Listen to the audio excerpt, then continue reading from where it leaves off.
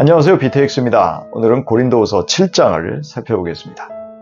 6장 말미에서 바울은 거룩하게 분리된 삶을 살아갈 때 하나님이 우리를 두 팔 벌려 안아주시는 우리의 아버지가 되시고 우리가 하나님의 자녀가 될 것이라는 전능하신 주님의 약속을 선언하였습니다. 그러므로 사랑하는 성도들에게 하나님을 두려워하는 가운데 온전히 거룩한 삶을 살아가자고 권면하고 있습니다.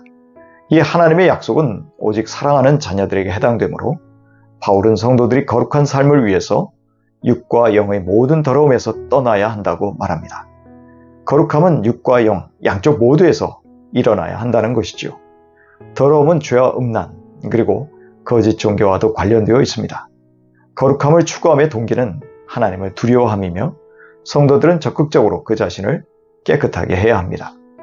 바울은 6장 13절에 이어서 다시 한번 고린도 교회가 마음을 넓혀 자신들을 받아달라고 호소하고 있습니다. 바울은 온갖 비난을 들었지만 아무에게도 부당한 일을 한 적이 없었다고 말합니다.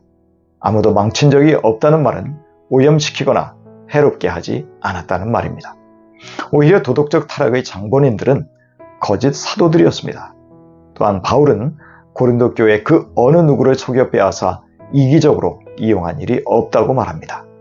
오히려 바울은 이들을 사랑해서 자기의 목숨마저 아끼지 않으려 했습니다. 바울이 이런 말을 하는 것은 고린도 교인들을 정죄하여 포기하려는 것이 아니라고 말합니다. 오히려 바울은 고린도 교회에 대하여 변함없이 강한 애정을 갖고 있어서 죽어도 같이 죽고 살아도 같이 살 정도로 서로 끊을 수 없는 생명의 끈으로 연결되어 있다는 것이죠.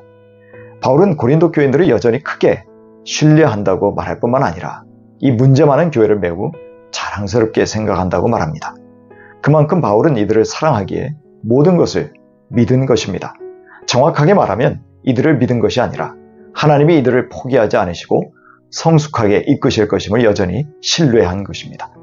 또한 바울은 이들을 자랑스러워하고 있었고 게다가 이들은 바울에게 넘치는 위로와 기쁨이었습니다.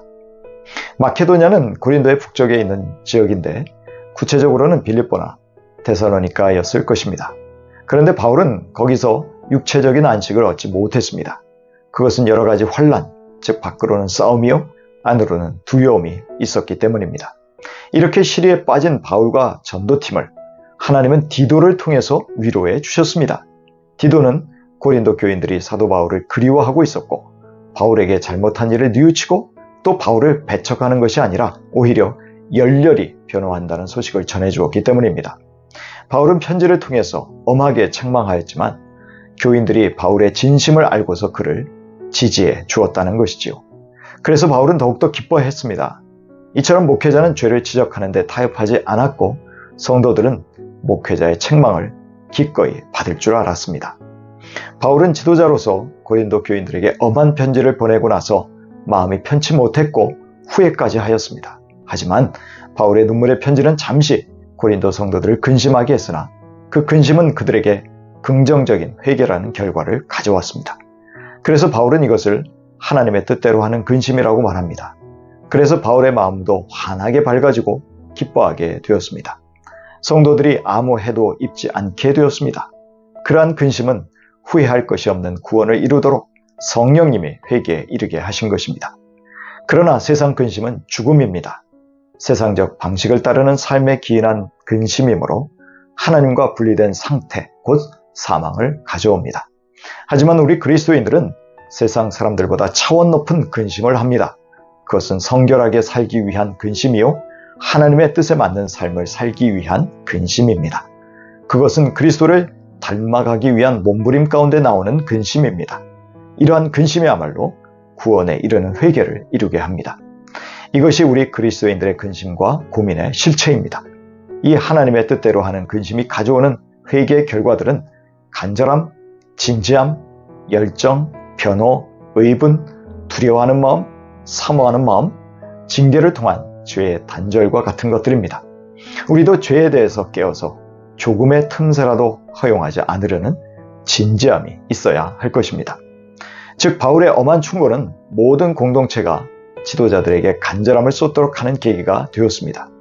더 나아가 하나님 앞에서 자신들의 모습을 되찾음으로 영적 지도자와 성도들이 바른 관계를 회복하게 한 것이죠.